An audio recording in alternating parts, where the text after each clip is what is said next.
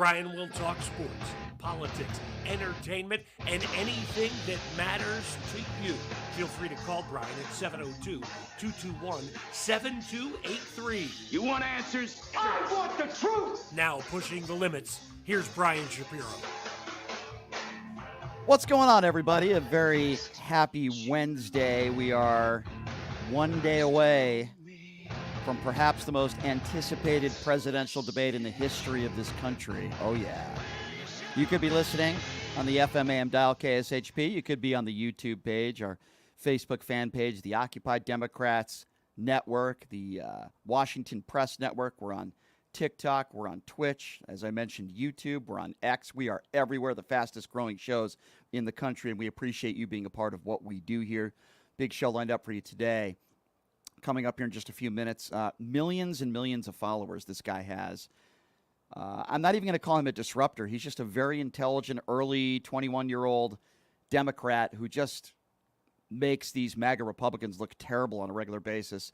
Adam Mockler is going to be joining us here in a few minutes. He had a run-in with Marjorie Taylor Greene's boyfriend. We're going to play that for you, and we'll talk about it. Then coming up a little bit later on in the program, I know that some of you out there have struggled, because I know some of you personally, with relationships when it comes to differences, when it comes to politics. Well, Era McCarthy is going to be joining us in studio from obox.com. How can you survive divide in a relationship when it comes to politics? A lot of couples, sadly, it's hard enough to have a good relationship and a steady one. But when the politics collide, oh boy, she's going to give us some advice, and we'll take some phone calls in hour number 2 on that. I want to start with this. So Robert F. Kennedy Jr. is not allowed on the debate stage tomorrow. I'll give you my opinions on that in a moment. But here's something unique that Robert F. Kennedy Jr. is going to be doing tomorrow night during the debate. Have a listen to this. Robert F. Kennedy Jr. here. Over 70% of Americans want a different choice than Presidents Biden or Trump. They're tired of voting for the lesser of two evils. Presidents Trump and Biden colluded with CNN to block me from representing your voices, but I'm not going to let them silence us. Go to therealdebate.com to watch me answer the same debate questions live. I'm going to be on that debate stage with or without their permission. I'm Robert F. Kennedy Jr., and I approve this message. Okay, so it's a valiant effort by Robert F. Kennedy Jr., but it's not going to work. Let's be honest. All eyes are going to be glued to the television set. They're not going to be listening to what Robert F. Kennedy Jr. says on the internet. They're going to be listening to Joe Biden and Donald Trump, and I'll be one of them. I also don't agree with Robert F. Kennedy Jr. that it's the lesser of two evils, because I don't believe that Joe Biden is evil. So I disagree with that assessment as well. However, I will side with him on this, and this might surprise some of you. I do think Robert F. Kennedy Jr. probably deserves to be on that debate stage. I think we should have a candidate on the right, a candidate on the left, and perhaps an independent candidate. And Robert F. Kennedy Jr., I think, while he doesn't, he may be lingering around 10% support, I think that's enough to be on a debate stage. So I will side with Robert F. Kennedy Jr. on this one. I do believe he deserves to be on that stage. But let's be honest, that's not happening. Joe Biden doesn't want it. Donald Trump doesn't want it. So it's an unfortunate situation for Robert F. Kennedy Jr. I think if he had more support than he does, I believe maybe he'd be on that debate stage. He has no chance to be the next president of the United States, and I know he disagrees. But when he says 75% of the country, they don't want to vote for the lesser of two evils. They don't want to vote for Joe Biden. They don't want to vote for Donald Trump. Well, listen, most people in this country do not want Donald Trump versus Robert F. Kennedy Jr. I'm sorry, Donald Trump versus Joe Biden. Most people don't want to see that. But if it is Donald Trump versus Joe Biden, which it is, that's the reality of the situation. These are the two people, these are the two choices that we have that I think most Americans probably don't care what Robert F. Kennedy Jr. has to say. With that being said, I side with Robert F. Kennedy Jr. I do believe he deserves to be on the debate stage, but that's not the case. And I don't think him going on social media answering the questions during the debate, I don't think people are going to be glued to the, to what Robert F. Kennedy Jr. is going to say. I really don't. So we're going to be breaking down what we expect, what we should see, what we expect from Joe Biden, what do we expect from Donald Trump. The excuses have already poured in, right? CNN's going to treat Donald Trump unfairly. Jake Tapper compared Donald Trump to Hitler, so on and so forth, because Donald Trump is preparing you for the worst. That is exactly what is going on. Now, I would imagine, like myself, it's my job. All of you will be watching the debate tomorrow and hearing the post coverage of it.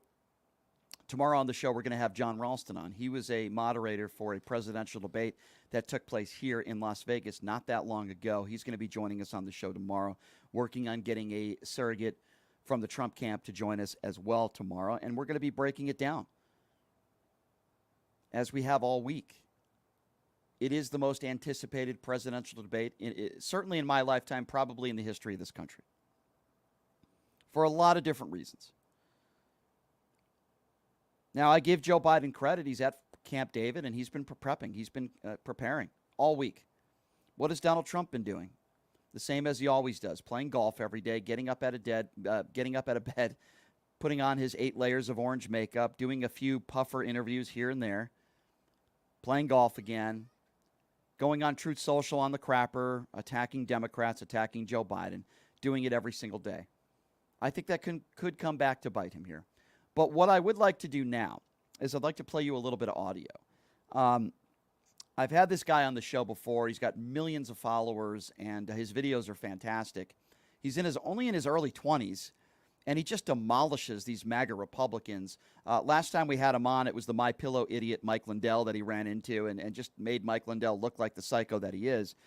But this is an interaction that Adam Mockler had with a guy by the name of Brian Glenn. If you don't know who Brian Glenn is, he's the guy banging Marjorie Taylor Greene. Do you need to hear any more than that? He used to work for Newsmax. He's a right-wing moron, not a very intelligent guy. And I love this audio because Adam Mockler runs into him and just makes Glenn look so dumb. Glenn doesn't want any part of this discussion, and he makes himself look like a complete ass clown. Have a listen to this exchange. Do you think Donald Trump, when he was convicted on all 34 counts, what did you think about that? Because What does it mean, Matt? And none of those 34 counts is worthless. You got a worthless case. You got a case from the FEC. Why is it worthless? It's worthless because there was no crime that was committed. Falsifying business records with the intent of covering up another crime. Michael Cohen went... That's what they said. That's what you say. That's what the jury said. The jury handpicked by Donald Trump's lawyers. I know exactly what you're all about right now. You're not an independent journalist. You're nothing but a Trump hater, and you're out here trying to get everybody to be tripped up. Let me ask you a question. Who thinks these 34 indictments are worth a piece of crap? You know what? They're all worthless. You know that. You know that. You know that. You know that. What, the 34? The 34 indictments are worthless. You're saying that our entire... Wait, let me finish. It comes down to one question. Let me ask you a question. Would you rather have Joe Biden in the White House for another 4 years? Absolutely. Absolutely. Okay. President Biden's going to... Interview over. Interview over. Okay. I don't want to talk to anybody that has any... You have zero common sense. You're undermining our entire justice system when you say this your jury... ability to, elect the next president that's competent. I'm sorry, I don't want the dude that made his supporters attack the Capitol. I don't want the dude that... the supporters attack the Capitol. His rhetoric directly... He said peacefully walk to the Capitol. He said fight. He said Mike Pence didn't do it. Me again, but don't touch me. Don't touch me, my dog. Dude, don't touch me. You're getting in front of our way. Don't touch me out here. I'm just telling you that. I got questions. Don't touch me, my boy. Don't do that. If you worried about 34, you're gonna worry about 34 ass whoopings in a minute, boy. By the way, the guy who's threatening him right there, his name is Trump's nephew. He's not Trump's nephew. He was a failed rapper. In my opinion, still a failed rapper. But he raps and rhymes these riddles in positive Donald Trump fashion. And I guess people like it. I don't know. By the way, it wasn't 34 indictments by that moron, Brian Glenn. It was 34 felonies. And joining us right now is the guy who was interviewing Brian Glenn. I give him a lot of credit. Adam Mockler joining us right now on the show. Adam, it's a pleasure to have you on again, my friend. How are you? What's up, Brian? I'm so glad to be back. Yes, thank you so much. Good to see you, my friend. So can you just give people a little bit of background on where exactly that was? And was that by accident that you ran into Brian Glenn?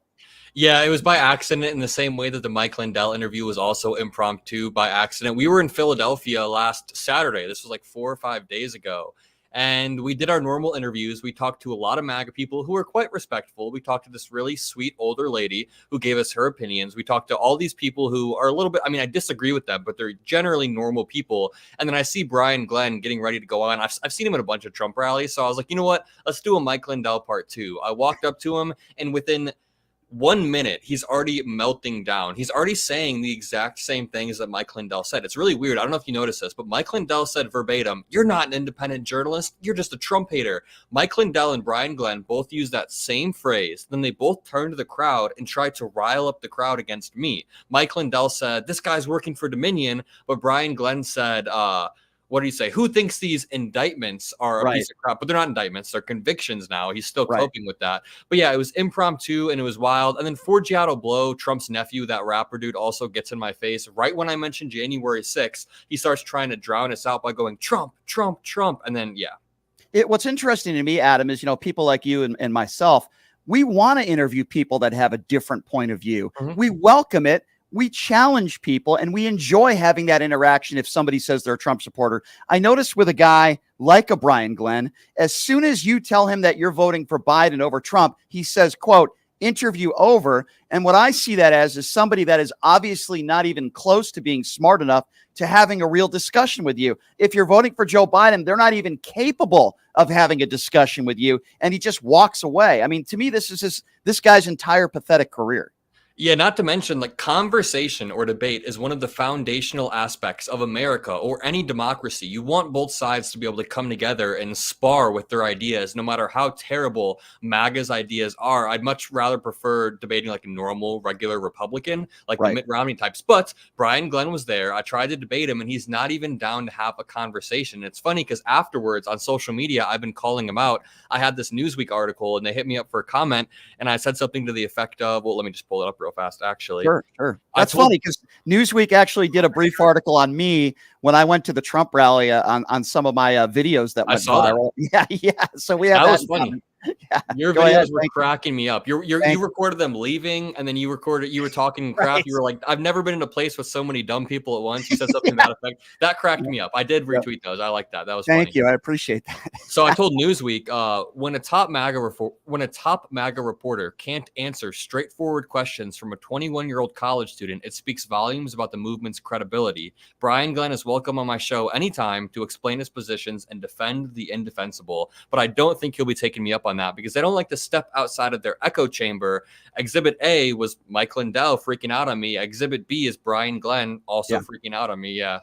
Yeah, you are, Adam, you are so right, because I talk about this all the time. 99% of talk radio is conservative talk radio. How many times do you see Mark Levin debating a liberal? Very rarely will you see Sean Hannity, other than Gavin Newsom. What other people does he debate? These people don't debate anybody who disagree with them. Most of the time on Fox News, definitely almost never on Newsmax and OAN. And this guy, Brian Glenn, I don't think he's smart enough to even have a conversation, debate, whatever you want to call it, with anybody that disagrees with him. I mean, we don't have to go here, but I'm going to go here. He's dating Marjorie Taylor Greene. Yeah. I mean, what else do we have to say about that? Can you imagine what a conversation is like with closed doors when they're talking politics between Brian Glenn and Marjorie Taylor Greene? I mean, what could these two people talk about? Just sensational minds. I mean, to me, I watched that interview. Compared to the Mike Lindell interview, I saw Mike Lindell is a mentally ill person. I don't know if it's the drugs. There's something not right with that guy. But when I watch your brief interview with Brian Glenn, I say to myself, this is just a very ignorant person. Brian Glenn is not a very intelligent person. He's not capable of having a debate. You're obviously a very intelligent guy. I don't care what your age is. You're a logical person. You're smart. You're quick-witted. He's the opposite of that. And he wasn't even able to have any type of conversation with you because you're a Joe Biden supporter. Oh, yeah, by the way, all you did was spew out facts. All you did was talk about how he's undermining our justice system. All you did was give him facts, and all he did was push it off to the side, right? Yeah, him and Margie. I wonder if he gets jealous that Marjorie has such a close relationship with Donald. He's like, that should be me, Brian Glenn. But no, it's really interesting because he definitely wasn't. I don't think he's ever thought it through that deeply. He wasn't ready to go down the dialogue tree with me. So like he says the convictions are, what's the word he uses? Worthless. I say, why are they worthless? And he says, because something. I say, but it was a jury of Donald Trump's peers, handpicked by his lawyers. They went through the process of voir dire and they weeded out anybody who said they couldn't put their biases aside. That's how it works. That is how it's worked our entire history of our justice system. And I'm glad that a jury of Donald Trump's peers convicted him, but Brian Glenn wasn't ready to go down that dialogue tree. He genuinely hadn't thought about it that deeply, and you could tell because as soon as I say that, he starts to freak out. He doesn't have his pre-written talking points. He realizes, okay, these are the facts of the situation. If he actually was confident in his position, he would have corrected me. He would have sparred with me more. He would have shot me down, but he didn't. He literally walked off and freaked out. And you'll do that with anybody because you and I have the wherewithal of knowing the facts. Doesn't mean that we have to agree with everybody or everybody doesn't have to agree with us. But we base our opinions based on facts. Fact. Donald Trump is a 34-count convicted felon. Fact. Donald Trump is a liable sexual abuser. Fact. Donald Trump did not win the 2020 election. These are facts. But when you bring these up to any of these, for the most part, MAGA supporters, they can't spell the word fact. Now, you're probably much more patient than I am. And you spoke to Trump's nephew on social media. You spoke to him there. And then you spoke to about I watched the whole video. You spoke to like 4 or 5 other Trump supporters. And you're right. Not all these people are bad people. No, I don't think Brian Glenn's a very good guy, but some of these people he spoke to didn't seem like bad people. But I'm sorry. I'm just going to tell it for what it is based on watching your video. They're just not very intelligent. These are, to me, this is Trump's base, right? Mostly middle of America, white people who are not very educated and are brainwashed. That's to me, those are the brunt of a lot of the people that you interview.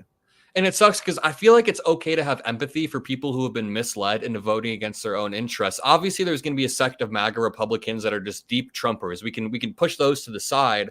But for example, I've told this story on this show before, I think, but a few weeks back, I talked to this lady who needed health care for her autistic son. She just simply needed health care and couldn't afford therapy for her son who has autism. And I explained to her, don't you think the government should be able to provide like the bare minimum level of health care or therapy? She said, yeah. So this is a normal person, a mom who needs help in her life. But when I asked her, what if the Democrats are the ones to provide that in the government? She says, no, they're so evil. I'm so ideologically opposed to them that I wouldn't take that. So is this an evil person? No. Is this a misled person? Yeah. And it's okay to have empathy for someone like that. There are a lot of American citizens like that. And actually, I think it's healthy to try to pull those people towards the correct side so they're someday voting in favor of their own interests. And when it comes to Trump's nephew, you watched the video, so it's weird because I do put like 3 fingers on him, but this is after that was his third time stepping in front of our camera, starting to chant Trump, basically just disrupting the whole thing we had going on. And I spent a lot of money to be out there. This was a business. I'm trying to go out there, talk to people. I'm looking at it from like, I want to at least get some content for my business, blah, blah, blah. And he's disrupting that. So I genuinely put 3 fingers on him to try to push him off. And he turns around and goes, don't get in my face. Well, he was trying to intimidate you. Yeah. That's what he was doing. I wasn't even inherently scared in that moment. It's not like he's a scary guy, but he had these 2 people with him who were all tatted up, and they were both staring at me for the entire interview. They were giving me the death stare, especially after that moment. And there's a few times where they start to walk around and like stand behind me. I don't know if it's on camera, but they're just like standing there staring at me. That was a little weird. I was kind of worried one of them was going to try to make a move because they didn't speak. They were just so quiet and like, that was slightly intimidating having them, but Forgiato Blow getting in my face, I didn't find that part super. I was like, okay, man, I won't touch you if you don't want me to touch you. I didn't really, to be fair, I didn't mean to push him a few times, but he was getting in our way. Yeah. Well, he's in your way when you're trying to conduct an interview. Listen, here's the bottom line about this guy that you're talking about. What is his name again? Blow? What the hell is his name? Forgiato Blow. He calls himself Trump's nephew. Yeah. Which he's not. Okay. Here's the backstory, which I'm sure you know with Forgiato Blow. He's a guy who didn't sell any records. He's a talentless goon and he wasn't making any money. And then all of a sudden he decided to be Trump's nephew and be a Trump supporter and be all in with Donald Trump and making these horrible rap videos. He's a talentless moron. And sadly, people are buying it. The Trump supporters out there like him, and he's created a name for himself, taking advantage of other stupid people. That's what I think of this guy. I don't think he's a very intelligent person. Listening to you, even having a conversation with him, I mean, the guy, I don't think he's very capable, but, maybe a little bit more intelligent than Brian Glenn. I don't know. But if you're just joining us, maybe that's a very low bar. If you're just joining us, of course, Adam Mockler, great videos on social media. He does such a great job in holding these MAGA people accountable. I want to get your thoughts on the debate tomorrow night. I think this is certainly one of the highest anticipated, maybe presidential debates, certainly in my lifetime and yours. What do you make about what is going to happen tomorrow night? And do you agree with me that tomorrow night might be a little bit more important even for Joe Biden than Donald Trump? Oh, yeah, this is really important. It's a massive debate. And how I've looked at it is Joe Biden only has upside, it feels like. So if he performs well, he can dismiss any sort of worries about his age. And from the MAGA rally, I asked everybody what they think about the debate. And a lot of them were setting the bar so low for Joe Biden that he simply has to walk on stage and step over that bar. Like if Joe Biden doesn't just like pass out on stage, then he has already exceeded the expectations of most MAGA supporters. So I do think there's a lot of upside for President Biden. But I was thinking about this a lot earlier. I think both sides will have good clippable attacks. Not that I agree with the other side, but I was just thinking like, so Donald Trump is going to bring up Laken Riley, I bet, the girl who was killed by an immigrant. And that happened again last week. I was thinking of how good of a clippable moment that would be for some of my MAGA friends back in my home state of Indiana. If they saw a clip of Donald Trump confronting Joe Biden saying, you don't care about the border, you let Laken Riley die, that'll probably be a good clip for the Republican side. Even though if we look at the facts, obviously Donald Trump nuked that border bill. We can look at the real facts, but I'm just thinking in clips right now. I think Joe Biden will get a good clip if he attacks Donald Trump on obviously the convictions in January 6th. But one good thing is Donald Trump wants to slash funding for the Department of Education by 50%. And I can envision a good clip where Joe Biden attacks him on that, gets Donald Trump to concede on stage that's what he wants to do. And then Joe Biden lays out the consequences of that. Teachers would have less funding. Your kids wouldn't be able to get as good of an education. Different schools would have stuff stripped away from them because they don't have any funding. That could be a good clip. So I've just been thinking about all the clippable moments. Yeah, I do agree with you. President Biden has more upside. People will see how unhinged Donald Trump is. And I think the reason why the debate is happening so early is because the Biden campaign really wants to highlight that these are the two candidates. It seems like a lot of voters don't really understand that it's Donald Trump versus Joe Biden yet, or they haven't really accepted that. But when they see them both on the debate stage with a lot of voters, it'll click. It is the old dude versus the dude that tried to end our liberal democracy. And then as the debate goes on, President Biden can keep pressing him. Donald Trump will probably have some decent moments where he gets good clippable moments. But I also think Joe Biden should press him on the 2020 election not being stolen, get Donald Trump to say it was stolen on stage, and then President Biden can say something to the effect of, this guy thinks every election is rigged. He thinks his court cases are rigged. He thinks that Trump University court cases were rigged. He thought the Emmys were rigged. He can say all of this and just show that Donald Trump is a whining crybaby. So to wrap that all up, I've just been thinking about all the clippable moments, basically. I agree. I think that's very well said. I think he needs to call him a convicted felon. I think he needs to go after him on just the basics. You mentioned the 2020 election. I absolutely agree with you. I think Joe Biden has an advantage here. First of all, there's no live crowd. There's going to be no interruptions. That's a good thing. I think that benefits Joe Biden more. The microphones being turned off where nobody can interrupt is a huge advantage to Joe Biden, because as we know, that first debate several years ago was a you-know-what show because of Donald Trump's interruptions. Let me ask you this. I'm sure you have just as much respect for Michelle Obama as I do. I think they're wonderful people, Michelle and Barack Obama, very educated and well-respected. And I'm a fan of Michelle Obama. I truly am. But here's where I disagree with her. And this was years ago when she said, when they go low, we go high. And I understand why she said that, right? You want to be the better person. You don't want to stoop to their level. Great message. I understand. I disagree with that a little bit now. Trump's going to go after Joe Biden's family. Trump's going to go low. I'm not saying you have to go to his level and attack people on looks and go after family members, but you have to push back. And I know that's sort of not who Joe Biden is. You have to call him a convicted felon. You have to call him a liable sexual abuser. You have to go after him strong. And I don't know I'm not saying Joe Biden has to do that. I'm just saying I'd like to see him do that. And I'm just not sure he's the right person to do that. Does that make sense? Yeah, I also think Joe Biden should go as strong as you were just saying. He should say all of that stuff. I mean, it's facts. Him being a convicted felon is literally a fact. I do think that when Michelle Obama said that, I think it was true. But in this Trumpian era of politics, I do think it's okay to get down in the mud with them every once in a while. And that doesn't mean we should mirror their tactics of lying about everything, of throwing stuff to the wall, seeing what sticks, just constantly, this constant carpet bombing of misinformation into our landscape of social media.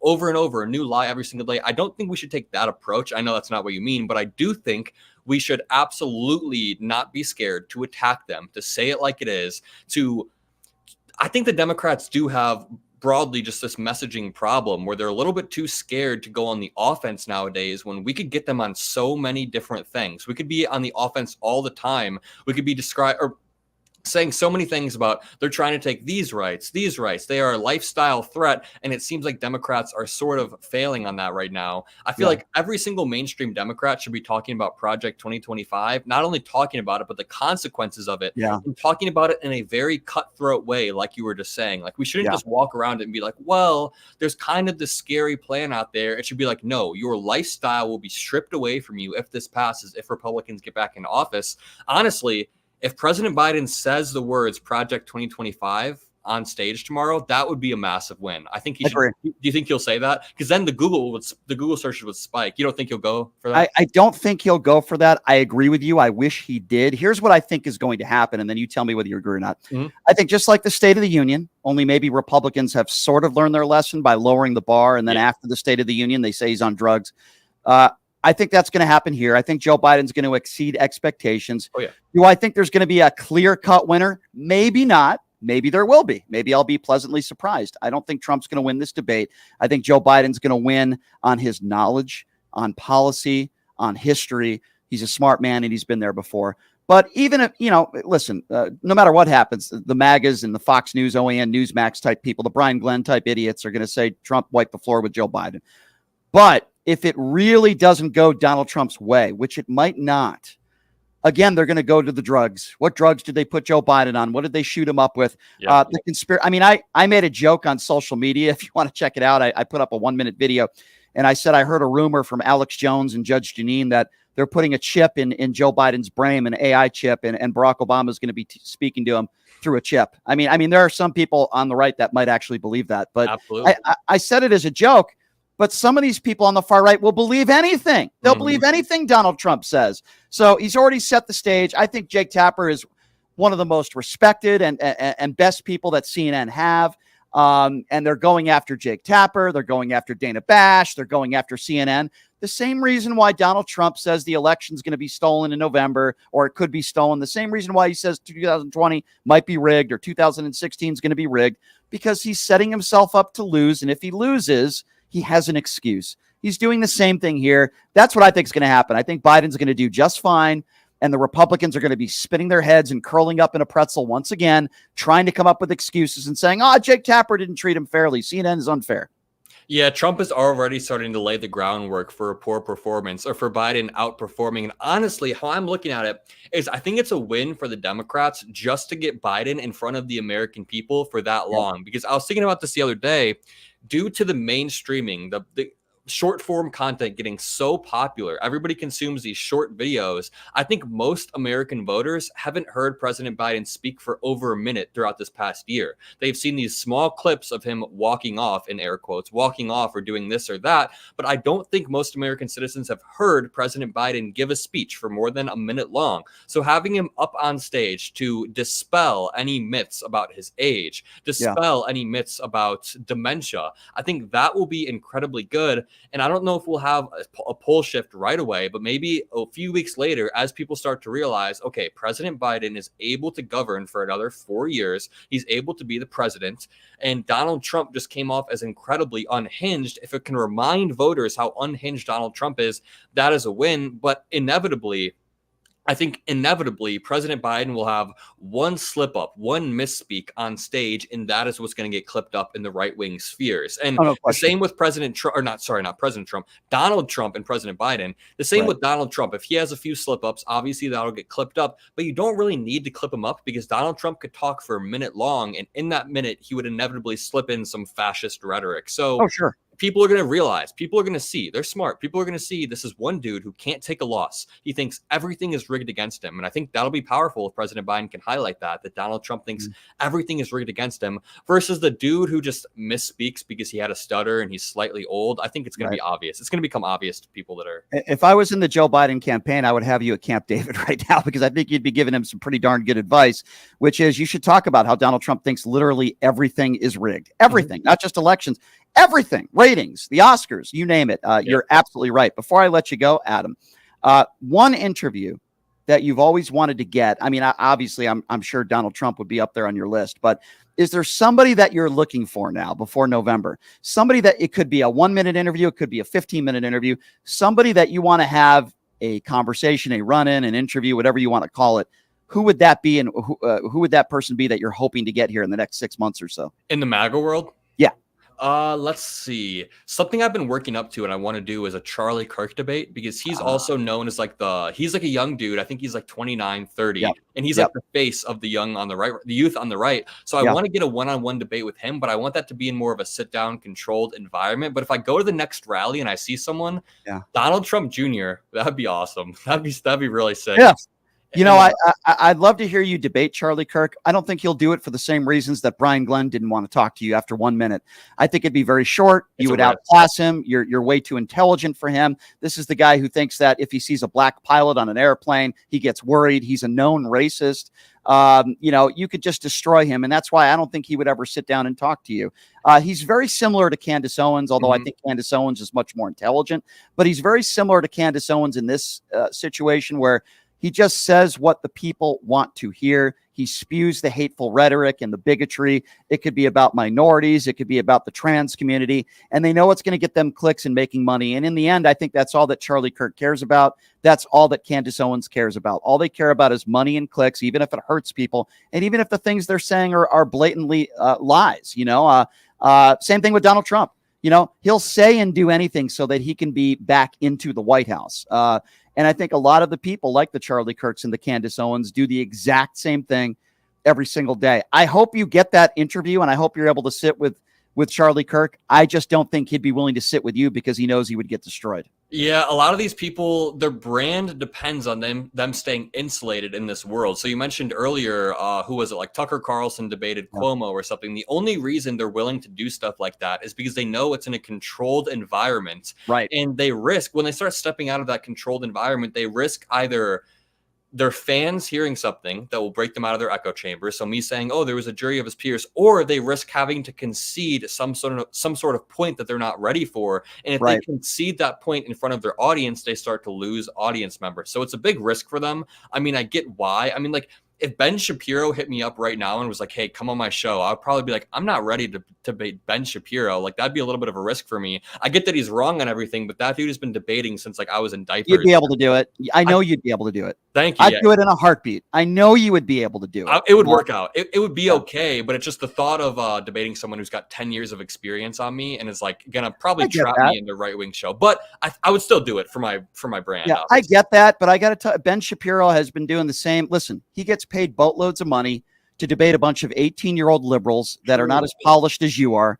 And Ben Shapiro, I would destroy him just on the Jewish religion alone, because I happen to be Jewish as well. And I think he's an embarrassment to the Jewish religion, because I've talked to so many rabbis out there that believe in a woman's right to choose. And he thinks he is a god when it comes to the Jewish religion, because he wears that yarmulke on top of his head, that he's the Jewish authority. And I would say, no, you're not. I have the same last name as you, and you have no idea what the hell you're talking about. Most of the country disagrees with Ben Shapiro. Most Jewish people in this country disagree with Ben Shapiro on the abortion issue, but he says he's the moral authority. You know, there are people, I know I'm getting into a tangent here because you brought him up. I guess that's a trigger for me. But, you know, I know brilliant doctors and people who help women give birth in hospitals that believe in the woman's right to choose, that don't believe it's a life until it's outside the womb. So Ben Shapiro thinks he's right on everything. He's not. He's a bigot, in my opinion. He goes after the trans community. He goes after the gay community.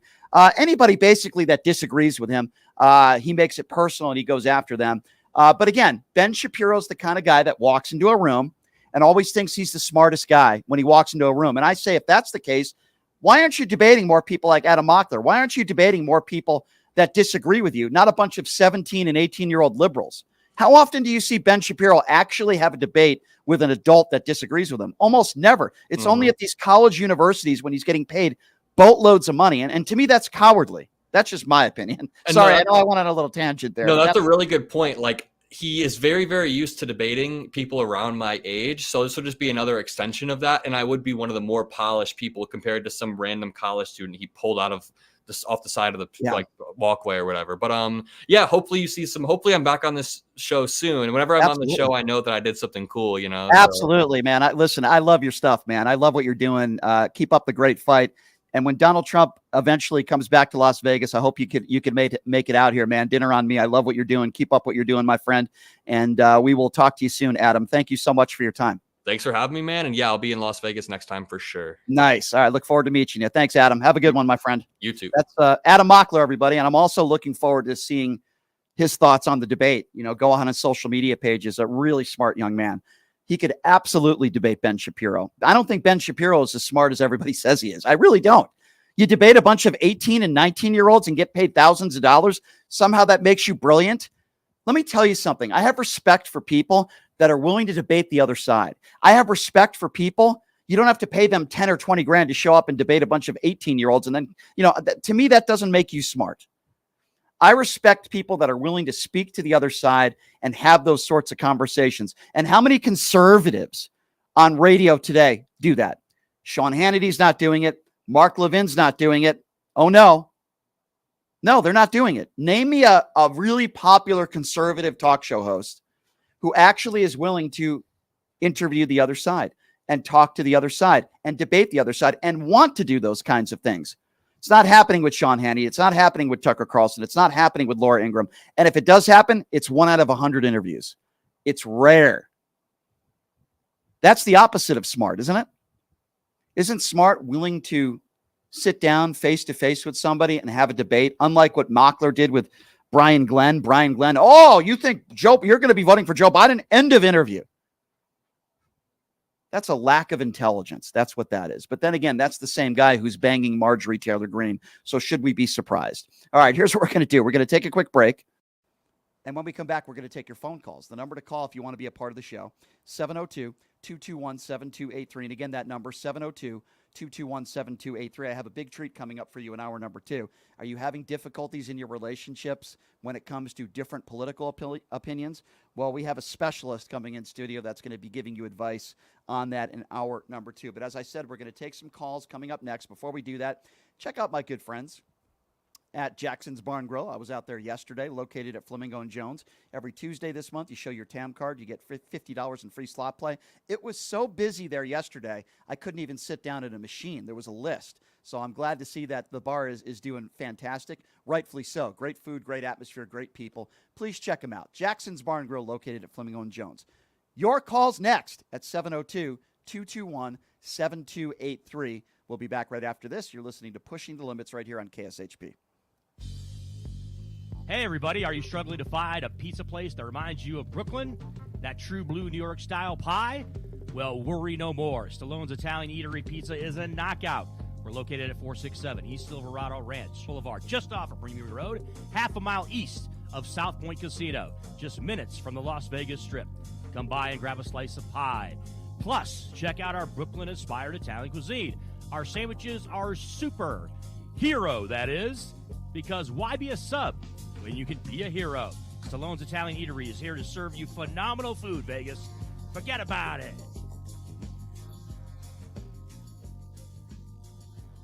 Have you ever dreamed of having your own radio show or a podcast, but just didn't think it was possible? Well, dreams can come true.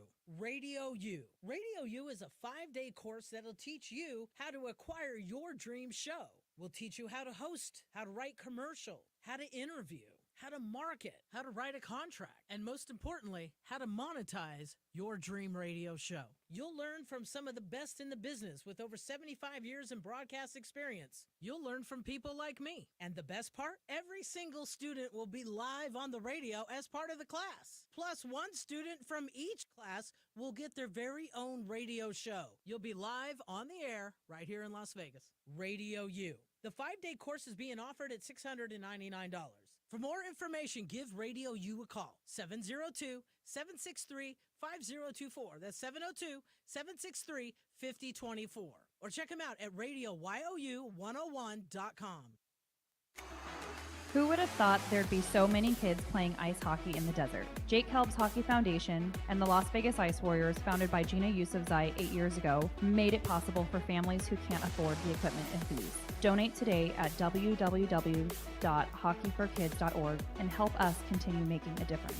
Join us in supporting Jake Helps Hockey Foundation and the Las Vegas Ice Warriors, where every kid gets a shot at the starting line.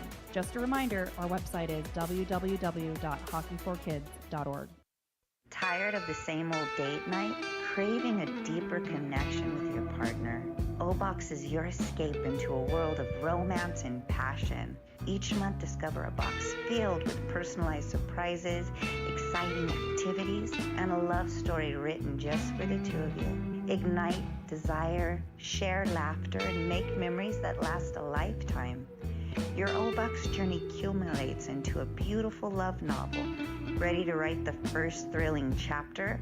Let the O-Box adventure begin. Visit our website, obox.com. That's OBOXXX.com and get started.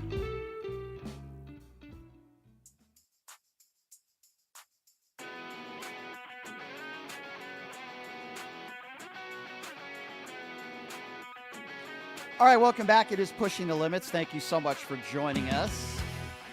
My thanks to Adam Mockler for coming on, and love what that young man does. New website I want to plug, if I may, pushingthelimits.live. You could learn a little bit more about me, get extra content from me, sign up for my free newsletter. We've got merchandise up there, and you could help support what we do here. We're independently owned. Please check it out, pushingthelimits.live. And I appreciate your support. Tomorrow on the show, programming note, a guy who's moderated presidential debates before from the Nevada Independent. Love having him on. Another really intelligent guy. And I know on social media today he's been going after, maybe going after is the wrong word, but he doesn't like the attacks on Dana Bash and Jake Tapper. So he's going to be talking about that. He moderated a presidential debate, so he knows a thing or two about this. John Ralston's going to be joining us on the show tomorrow to preview the debate, so that's going to be a lot of fun. I got to be honest with you, I'm looking forward to the debate tomorrow night. I think it could be interesting. It could be boring, could be interesting, but boring is okay as long as it's substance, because these presidential debates should not be about entertainment, but a lot of people in the MAGA world thinks that that's what it should be. It's not about entertainment. So anyway, we're taking your phone calls. I promised I would take some calls for you. Before I do that, we'll take some phone calls in a moment. Byron Donalds and some other of these black Republicans were in a barbershop doing kind of like a round table in a barbershop. And Donald Trump called into their live show, right, at this barbershop. And here is a clip of Donald Trump saying why he's getting so much of this black support, which, by the way, there's no evidence that he is. But he's claiming he's getting so much of this black support because he's a convicted felon. I mean, folks, you can't make this stuff up. Just listen for yourself. Dreamed of having your own radio show or a podcast, but just didn't think it was possible? Well, that's definitely not the clip that we wanted to play. That was an advertisement. So we'll get to the correct clip. Donald Trump speaking at this barber shop. Here it goes. But since this has happened, like the mugshot is the best.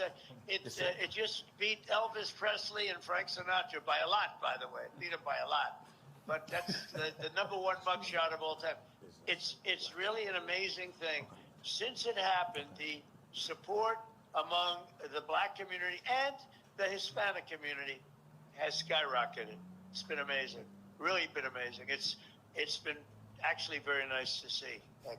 Mr. President, you know, it's in one way you say, gee, isn't that too bad? But the truth is, it's really a lovely thing when I see that. We have great support now in the black community and in the Hispanic community. He's bragging about how he's getting all this black support, allegedly, which I don't believe, because he's a convicted felon. I mean, if you're a black person living in America, how insulting is that? Oh, it's just so beautiful. We're getting all this support from the black community after that mugshot. I mean, absolutely and positively absurd and ridiculous and insulting. How could you not be insulted about that if you're a black person living in the United States of America? He's saying he's getting more of support from people like you because of the mugshot. I mean, how insulting. 702-221-7283 is the number to call. Again, 702-221-7283 if you want to be a part of the conversation. Let's go to Carl. Carl is first up on PTL. Hi, Carl. Hey, Brian. I'm glad I got through here. Listen, as far as the debate goes, I've kind of reasoned this out with my minuscule brain, but I've reasoned this out, that the debate is going to be not for anybody on the extreme right, like the mega Trumpers. You can't change their minds. And on the extreme left, people who are going to vote for Biden anyway, you're not going to change their minds. It's for basically, I think, people in the middle and the independents, people in the middle who haven't really made up their mind. And I think if Biden even acts like he did when he made the speech, what do you call it? The speech when he was the presidential. Yeah. I'm forgetting the name of it. Sorry. State of the Union. Yeah. State of the Union. I'm sorry. If he comes anywhere near that, he's going to have a hell of a good day. I agree, Carl. I also agree with what you said earlier, because I've said that as well lately, in that the independents and the moderate Republicans, I think, are most important tomorrow for Joe Biden. We know that the Democrats are going to be voting for Joe Biden. We know that all the Trump haters out there will be voting for Joe Biden. And you know that the MAGA supporters out there, the ones that show up at 7 in the morning to see a rally, the cultists out there, it doesn't matter what happens in this debate, they're still voting for Trump. But you're right. The moderate Republicans and independents are the ones that are the most important, Carl. And I agree with you 150%. Those are the ones he has to go after. All he's going to do is just look as good as he did in the State of the Union. Correct. Which I think he can. Yeah. And I think he'll wipe it. He'll wipe it clean. I think he will. I agree with you, Carl, and I think he will. Obviously, you never know, but I do think it'll be a good performance, and I'm sure Joe Biden will do just fine. And I agree with you, Carl. Good points there. 702-221-7283 is the number to call if you want to be a part of the conversation. Let's go to Mark. Mark is next on PTL. Hi, Mark. What's going on? Hello, Brian. Good to talk to you. You as well. Thanks for calling in. What's on your mind? I have 2 points. The first point is I was watching MSNBC yesterday, last night, and they brought on a fella from the black community, from the real black community, not these operatives that think they're from the black community. Right. And he said whatever Trump is stating about the black community is absolutely false. There is no support. It's the average support that he's gotten in the past elections. So that's all fallacy. That's all nonsense what these black people were saying from the community. Number two, I think we're putting a little too much on this debate coming up. Why do you say that? Meaning, does anyone really think Joe Biden's just going to collapse on the stage? I don't think that. He's proven over and over and over that he could stand there and talk. I understand, Wait Mark. a minute, I agree. Let me finish my point. Okay.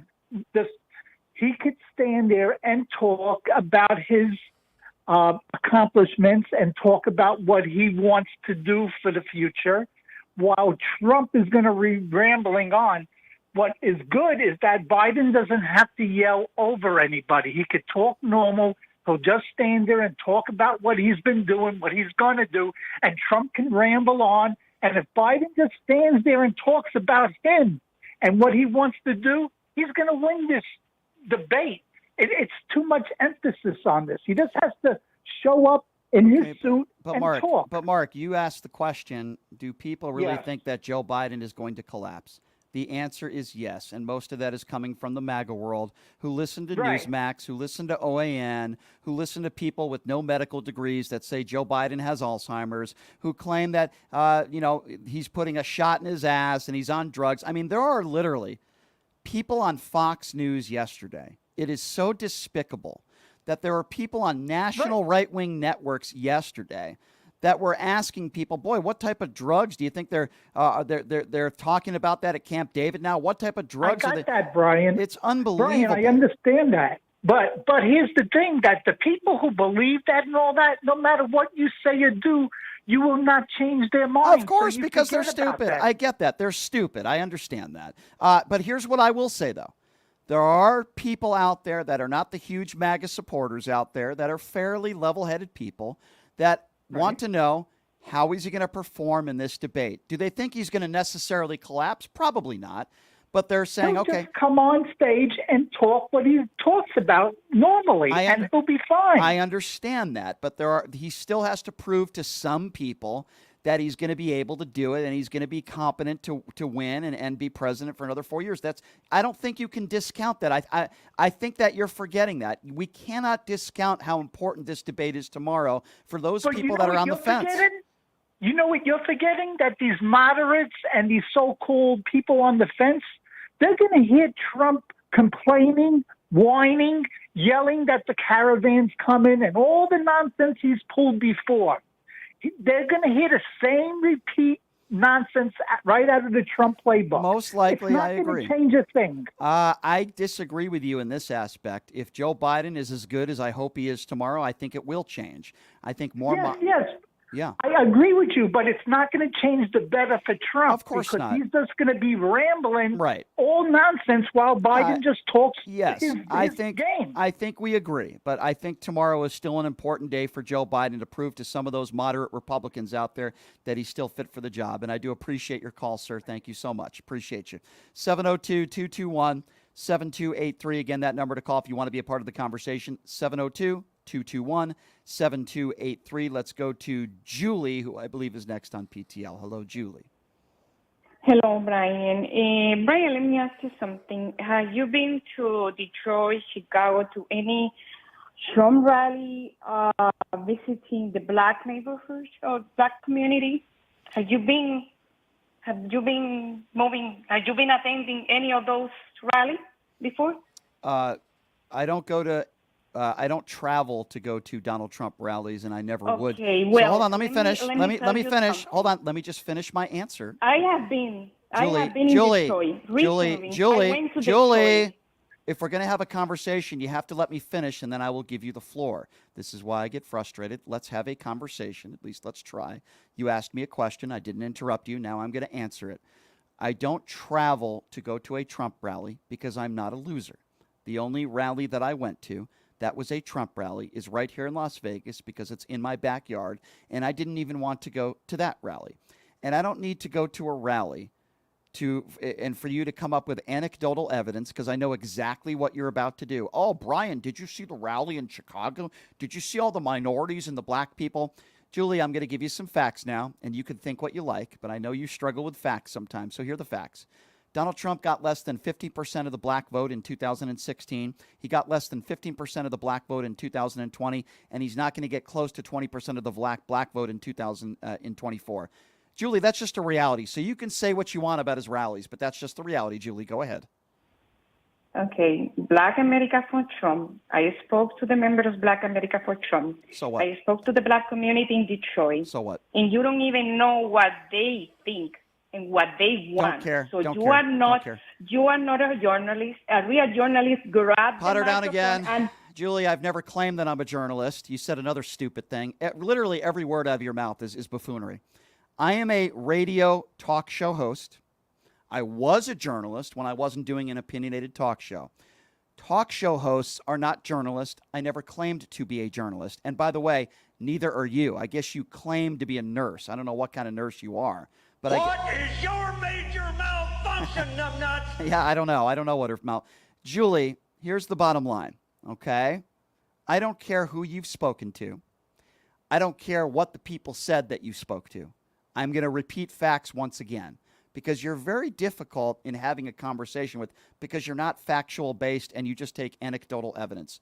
Julie, Trump got less than 50% of the black vote in 2016. He got less than 15% of the black vote in 2020. He's not getting propaganda.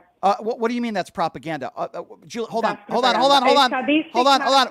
Julie, those are the statistics from the people who voted in 2016 and 2020. What are you talking about? That's not propaganda. Julie, I need you to listen, okay? Propaganda would be like saying the Trump election was stolen in 2000. Julie, are you capable of listening? This is why you say so many stupid things because you don't know. She's still talking, the lunatic.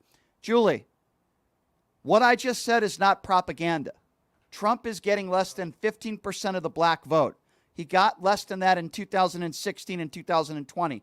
Now, my question to you, Julie, if I can get a question in and you can actually listen to me because you're probably still rambling. What did I just say that's propaganda? Do you not believe what I just said? He didn't get 50. A real person confirm by speaking to the people. What? Not Come again? Come again? Repeating a statistic. A statistic can be changed by anyone, by any organization. Julie, okay, Brian. Julie, I need you to speak slowly because I have no idea what you just said. I do not understand what you just said. I'm giving you the stats. Just hold on and let me speak. Okay, Julie, stop yelling, okay, because this is when I get frustrated with you. I can't even understand what you're saying. You're still okay? yelling to me. Julie, I'm not yelling right now. You're frustrating me. Statistics, Julie, Julie, have you ever taken a statistic class? Have I ever taken a statistic class? A Julie, statistic class, you are, yes. Julie, you're asking me. Calculus, a statistic. Yeah. Julie, you're really difficult to have a conversation with. I'm trying to be really nice here. You see, Julie, the way it works in this country is when you vote, they know what your ethnicity is. What they do is they come up with statistics, as you said, and they know who voted that's white, they know who voted that's black, and they can tell what percentage of the minority vote, or in this case, the black vote, that a particular candidate gets. That is how the statistics work. It is not propaganda, and you can look it up for yourself. I had one of Donald Trump's surrogates on the show last week, and she said they would be very happy if they got 20% of the black vote. That is Donald Trump's campaign manager who came on this show last week.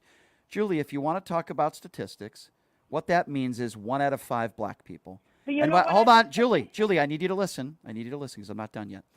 So what the Trump campaign manager said on my show last week is that if they could get 1 in 5 black people to vote for Donald Trump, they would see that as a huge victory. Now, I think that's an embarrassment to the Republican Party. So if you are calling into this show to try to make the case that the majority of black people in this country support Donald Trump, you are mistaken. Donald Trump's own campaign manager said if they could get 1 in 5 black people, 20%, if you're a statistic person, Julie, and no, I don't have to take a statistic class to know that. That's 1 in 5 people, that they would be happy with that. So, Julie, I don't know what claim you're trying to make on this show because you spoke to a few black people in Chicago, but the bottom line is Trump isn't even going to get 20% of the black vote. By the way, Boebert lost the primary in New York. And that has nothing to do with the Donald Trump. And that has nothing to do. Okay, pot her down again. Everything she says is so stupid. That's a Democrat versus a Democrat. Do you realize how stupid you are? You're talking about a race in New York City, a Democrat versus a Democrat. We're not talking about that. We're talking about Donald Trump versus Joe Biden. We're talking about Republican versus Democrat. Why would you compare that to a race in New York City, a Democrat versus a Democrat? The reason why that man lost because he wasn't a good candidate. He was part of the squad, and he was a far lefty. And the man that, excuse me, I'm not done yet, okay? The person that defeated him was a more moderate Democrat. Most people in this country want more moderate types of people running for office, and that has absolutely nothing to do with the black vote and the support for Donald Trump.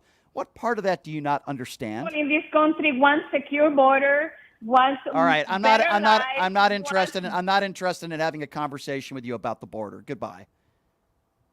But hey, Julie spoke to a few black people in Chicago, so that's her anecdotal evidence, and I didn't take a statistic class, so she must be right. Holy smokes. 702-221-7283, and again, the number to call, 702-221-7283 if you want to be a part of the program. Let's go to Howard, who's next up on PTL. Hello, Howard. Where are you calling from? Hey, I'm calling from Tallahassee.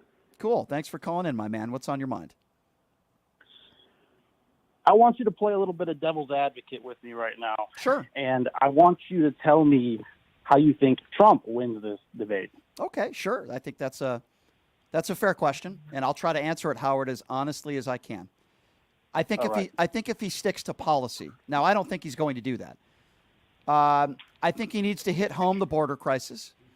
I think he needs to hit home radical lefties like the Rashida Tlaibs and the Ilhan Omars that are, in my opinion, anti-Semitic. I think even though that's not Joe Biden's fault, I think he needs to do that. If he sticks to policy, and he talks, and he comes up with solutions to the war in the Ukraine and what's going on in the Middle East, I think that would actually suit him best, to be honest with you. I think that's how he, I don't know if wins the debate is the right terminology, but I think that would suit him best. Howard. You know what? I like that playbook. He's going to kill it. Thank you. I'm sure he's going to kill it. Another MAGA supporter who doesn't have any rational response to what I just said. 702. I'm sure he's going to kill it, sir. Thank you. 702-221-7283 is the number to call. And again, that number, if you'd like to be a part of the conversation, 702-221-7283. You see, I try to answer a MAGA caller, and I try to be honest with them, and they just can't handle that. They can't have a conversation of any intelligence at all. 702-221-7283. Let's go to Vivian. Vivian is next up on PTL. What's up, Vivian? Hi, Brian. How you doing today? Hey, good. What's on your mind? I think that Biden should really stick with the things that he is going to do in the future, and emphasize the fact that although he's willing to try and work across the other side to get them on his page, that it would help him if they would vote all Democrat so that he can have both the House and the Senate, so he can start pushing things through for the people. Yeah. I think if you ask what Joe Biden needs to do tomorrow, I think he needs to call out Donald Trump for who he is, which is a convicted felon. Call him out for being a liable sexual abuser. I think you need to call Donald Trump out for making campaign promises that he could not come through on. Going to hire a special prosecutor to convict Hillary Clinton. I'm going to build a wall in Mexico is going to pay for it. And I think when Adam Mockler came on First Hour, he made a really good point. Donald Trump thinks everything is rigged. Ratings are rigged. Elections are rigged. The Emmys are rigged. Every lawsuit against him has been rigged. The courts are rigged. The judges are rigged. The juries are rigged. I think Joe Biden needs to hit that home. You're always going to have that far-right dumb base that are going to believe Donald Trump when he says everything is rigged, right? But I think the bottom line here is I think if Joe Biden does do that, I think it'll be a big win for the Biden campaign. I'm all for that. No, yeah. I think. Would you agree with me on that? Yes. Yeah. He just has to keep on hitting the contrast between the two of them. Absolutely. And making sure that he puts what his plan for the future is, because we don't want to go down 2025. Nobody wants to go prior to 2025. Absolutely. So, we are all in agreement there, Vivian, and I appreciate your call, dear. Thank you so much for calling in. Thank you. Take care now. Bye. Appreciate you. You take care as well. 702-221-7283. Why don't we go to Victor? Victor is next up on PTL. Hello, Victor. Hello, my friends. How you doing, everyone over there? I am doing good, Victor. Thanks for calling in. What's on your mind, my friend? Fantastic. Look, I'm just waiting for the nice circus and see the clownish. Let him run his mouth. Joe Biden doesn't even have to open his mouth. He will stop himself no matter what. I hope so. I hope so. Yeah, Republicans, they don't have any angle. Whatever way he goes, he's going to be stopping by him. He's going to stop by himself. There is nothing to. Joe Biden doesn't have to do anything. So, Victor, listen. Here's where I understand what you're saying. I get where you're coming from, but here's where I disagree with you a little bit. Joe Biden does need to open his mouth. He needs to talk policy, and he needs to prove to some that are still on the fence that he is up for the job for another 4 years, regardless of whether you and I would disagree with that, because I think he's definitely competent for the job, and I'm sure you do as well. There's a contingent of people in this country that are still undecided. There are some moderate Republicans out there that will not vote for Donald Trump. I know many of them, but they're not ready to vote for Joe Biden. But if he hits it out of the park tomorrow, then maybe they'll change their mind. I think this is really important. So I understand where you're coming from. Let Donald Trump stab himself in the back. I get what you're saying. I don't necessarily disagree with you, but I do think Joe Biden does need to prove to some people that he's up for the job for another 4 years. That's all. I do agree with that. Absolutely agree. Yeah. And I definitely believe Joe Biden has to focus on policies. Joe Biden had to tell our American people, listen, have I ever asked you to take hydroxychloroquine that causes almost 300,000 Americans dying from COVID? No. Yeah. And And the list goes on and on and on. And that's as simple as that. Absolutely. Victor, I totally understand where you're coming from, and I think we agree on this one. And I'll be curious, Victor, to see what your opinions are after the debate when we do the show Friday. I appreciate you calling in. And that goes for everybody, by the way. 702-221-7283 is the number to call. Let's go to Terrell. Terrell is next up on PTL. Hi, Terrell. Thanks for calling in. Where are you calling from? How you doing? I'm calling from Baton Rouge, Louisiana. How All you doing right, today? Louisiana. Thanks for calling in. I'm doing Oh, good. yeah. What's on your mind? Don't say that like that. Oh, okay. I just wanted to make a comment. I heard a lot of questions and a lot of comments about how does Trump win and how does Biden win and everything. I want everybody to realize who we're dealing with when you're dealing with Trump and how to deal with a con artist and what's his MO. His MO, first with the black vote, his MO is not to win the black vote. His MO is to relax the black vote.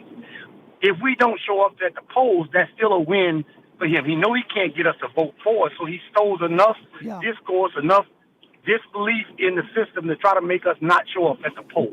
That's what he wants. He's not going to win the black vote. So keep in mind that's what he's doing when he's saying all this crap about who showed up and this and that. Don't believe him. Right. And then second, when you're dealing with a con artist, it's all about the sugar high. It's about what I can convince you right at the moment, just enough time to keep you out of the ballot box. Yeah. But what Joe Biden needs to do is drive home the facts. Stay focused on the facts. Here's what I did. Here's what I tried to do. Here's what they stopped me from doing. And here's what Donald Trump did. Don't get caught up in that con artist street antics that he's used to. So I agree with everything you said. I agree with everything you said. Now I want to ask you a question. If you don't mind me asking, because there's a reason why I'm asking, what is your race, sir, if you don't mind me asking? I'm black. Okay, black. Good. Then you're the perfect person to ask this question. As a black man living in this country, what are the things that you want Joe Biden to talk about? Some of the accomplishments of the things that you think, the way he's helped the black community.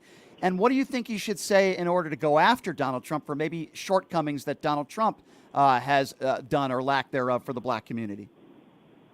Okay, so like I said before, it's when you talk about so Joe Biden took on the presidency at a very, very rough time, and you need to talk about his contributions. So the misconception about the black race is we need something, tangible that you gave to us. No, all we want is equal opportunities and chances to make it in this country. I don't need a check from you. I don't need anything, all that foolishness from you that Donald Trump said he does.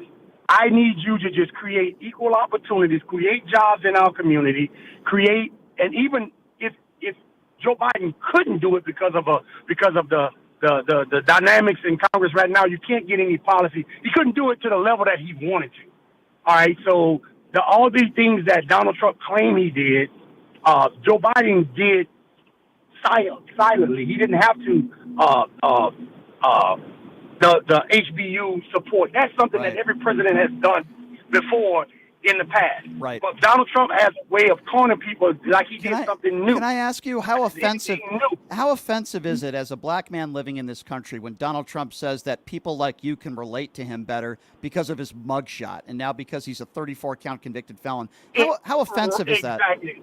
It is very offensive, and the majority of the black people don't like Donald Trump. Just get it straight. What he does, he televised, just like the lady was telling you, she went to the rally and talked to black people. You know what that represents? That's probably less than 1% of the black people in this country. So how can you make an assumption that all the black people are for Donald Trump? But what it is, he is actually insulting us to think that we relate to the criminal aspect of him. Yeah. That's why he likes us, because he's street and thug like that. We're not like that. That's not us. Right. I know that's what the media have you thinking, but that's not us. That's not our culture. No, that's it's not at all. It's insulting. What Donald Trump is doing is insulting. Exactly. But he used to be the insulter in chief. So whether he's insulting black people or people that are Asian or Jewish people, he insults everybody but the kinds of elitists that are usually white people that are hanging out at Mar-a-Lago. He won't insult them because he wants their money, but he insults everybody else. And it's sad and it's disgusting. And I am glad that there are people out there like you And we need more voices heard like yours, sir. And I do appreciate you calling in, okay? Thank you so much. Thank you. Appreciate you. Great call. 702-221-7283 is the number to call. No, Donald Trump does not have the black vote. Let's go to Joseph. Joseph is next on PTL. What's up, Joseph? Yeah, hey, Brian. Calling from California, and here's my piece, that I believe that Joe Biden will still win the debate as long as he has to keep on bringing in everything that Trump is, like a 34-count convicted felon, how he's bringing in, how he's using the death of Ruby Garcia and the police officer who was murdered in New York as political points to gain the re-election. And it's going to make everybody look bad, including those who are Hispanic, look bad as well. Yeah. Yeah, I agree. And, listen, we can go back in time and every single comment that Donald Trump has made about whether black people or Mexicans, these people, they're rapists, they're bad people, and I suppose some of them are good people. It is the scare tactics on the far right that want to make the claim that every single person that enters this country illegally is going to rape your kids and murder you. Again, there are some bad, horrific crimes that some that are not legal in this country have made. But that also happened under the Trump administration. But you didn't hear Republicans talking about that and putting up pictures of any women that were murdered by illegals under the Trump administration, even though it did happen under the Trump administration. But they all of a sudden only care about it when it happens under the Joe Biden administration. It's disgusting. They are using people's deaths as to score political points, and it is absolutely and positively disgusting. But this is what they do. Make no mistake about it. Make America great again means make America white again to many of these people. Maybe not all of them, but to a large portion of them. They want to go back in time. And some of these Republicans have said this on debate stages, that they want to go back in time when women couldn't vote. They think that's when America was great.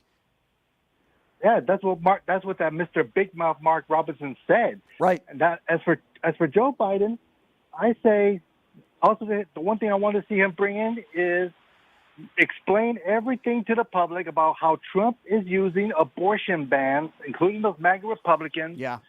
As this is Trump's, like I say, this is Trump's retribution against women. Yep. Probably turn them down. You are so right. Let me tell you something. You are so right bringing that up. The number one thing that Joe Biden has to be hammering home tomorrow on that debate stage is abortion. Because the reason why what we saw happen in Arizona, what we saw happen in Alabama is because of Donald Trump. I know that the Supreme Court overturned Roe versus Wade, but it's because of Donald Trump, because who he appointed to go on the Supreme Court. This is absolutely 100% Donald Trump's fault. Joe Biden needs to hammer it home, and Trump will not be able to defend it. All he will be able to say is, I left it up to the states. Well, you left it up to the states because the Supreme Court overturned Roe versus Wade, which is your fault. And most of this country believes in a woman's right to choose. This is the biggest issue that Joe Biden needs to hit home tomorrow. There's a lot of important issues. To me, this is the biggest one. As for Trump, I don't care what Trump is going to say about Joe Biden and his so-called and his accomplishments. But to me, I just want to see Joe Biden believe in the old saying about sticks and stones may break his bones, but words is not going to hurt him or his family. Yeah. The only one who's hurt is going to be Trump and his family himself. Agree. Joseph, well said, my friend. I appreciate the call, my friend. Thank you calling out there in California. Appreciate you. All right, I got to take one more call, then I got to take a break because my in-studio guest is waiting. One more call. Let's go to Roy. Roy, what's going on, man? Hi, Brian. How you doing today? Good. What's on your mind, Roy? One of the things I would love to happen is that when Donald Trump says something crazy and moronic, which you know he will, Joe Biden should simply look at the audience and say, is this the man you want to have the finger on the nuclear weapons? This man. Yeah. I think that's very powerful. Yeah, I think it is as well. I think that would work. I'm not even really worried. I think Joe Biden's going to do just fine tomorrow.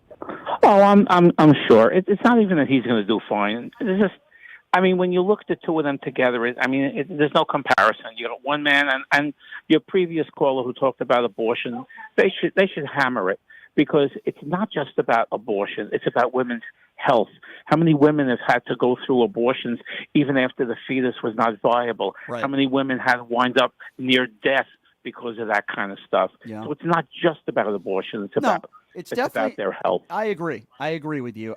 He needs to hammer that home tomorrow. That's a really big topic, and there's a lot of women in this country, rightfully so, that are worried. And I think Joe Biden needs to hammer that home. He needs to talk about gun control. He needs to run on his record and talk about the economy. Yes. He needs to talk and about. he's done a lot of good things. Absolutely. He needs to talk about the threat that Donald Trump holds to our democracy, about the 2020 election. He needs to bring up January 6th. 2025. Absolutely. January 6th has to be hammered home also. Absolutely. And the other thing he should ask Donald Trump, what are the 10 commandments? Yeah. Yeah, many of those commandments that Donald Trump has not really abided by in his lifetime. Roy, it's good to hear from you, my friend, and I appreciate the call, Roy. Thank you very much. You're absolutely right, and hopefully he's able to hammer all those home tomorrow, and we will see. All right, so I know that there's a lot of people out there, they're struggling in their relationships maybe, right? And there are studies that have shown that if you have political differences from your spouse, your loved one, or even in friendships, chances are you get into a political conversation in 2024, it could hurt your friendship. It could hurt your relationship. There are people that have even divorced and broken up because of political differences. Well, the lovely lady we have coming in studio, her name is Era McCarthy from Obox.com, and she's going to be giving you some relationship advice on how to deal with friends, family members, and even a spouse if you disagree with them politically. How do you deal with that? And we'll also be opening up the phone lines if you want to ask her a question. So we'll take a quick break, and we'll be back right after this with Era. You're listening to Pushing the Limits right here on KSHP. Hey, everybody, are you struggling to find a pizza place that reminds you of Brooklyn? That true blue New York style pie? Well, worry no more. Stallone's Italian Eatery Pizza is a knockout. We're located at 467 East Silverado Ranch Boulevard, just off of Premier Road, half a mile east of South Point Casino, just minutes from the Las Vegas Strip. Come by and grab a slice of pie. Plus, check out our Brooklyn-inspired Italian cuisine. Our sandwiches are super. Hero, that is. Because why be a sub when you can be a hero? Stallone's Italian Eatery is here to serve you phenomenal food, Vegas. Forget about it. Who would have thought there'd be so many kids playing ice hockey in the desert? Jake Kelb's Hockey Foundation and the Las Vegas Ice Warriors, founded by Gina Yusufzai 8 years ago, made it possible for families who can't afford the equipment and fees. Donate today at www.hockeyforkids.org and help us continue making a difference. Join us in supporting Jake Kelb's Hockey Foundation and the Las Vegas Ice Warriors, where every kid gets a shot at the starting line. Just a reminder, our website is www.hockeyforkids.org. Tired of the same old date night? Hey, everybody, are you struggling to find a pizza place that reminds you of Brooklyn? That true blue New York style pie?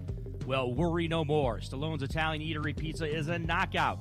We're located at 467 East Silverado Ranch Boulevard, just off of Premier Road, half a mile east of South Point Casino, just minutes from the Las Vegas Strip. Come by and grab a slice of pie. Plus, check out our Brooklyn-inspired Italian cuisine. Our sandwiches are super. Hero, that is. Because why be a sub when you can be a hero? Stallone's Italian Eatery is here to serve you phenomenal food, Vegas. Forget about it. Have you ever dreamed of having your own radio show or a podcast, but just didn't think it was possible? Well, dreams can come true.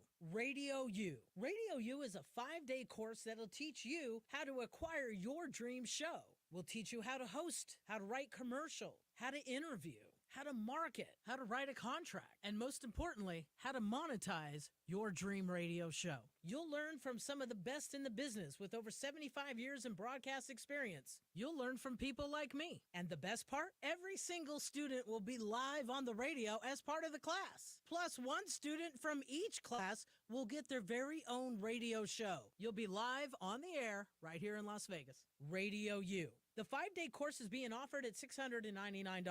For more information, give Radio U a call, 702-763-5024. That's 702-763-5024. Or check them out at RadioYOU101.com. Tired of the same old date night? Craving a deeper connection with your partner? Obox is your escape into a world of romance and passion. Each month, discover a box filled with personalized surprises, exciting activities, and a love story written just for the two of you. Ignite desire, share laughter, and make memories that last a lifetime. Your O-Bucks journey accumulates into a beautiful love novel. Ready to write the first thrilling chapter? Let the O-Box adventure begin. Visit our website, obox.com. That's OBOXXX.com and get started.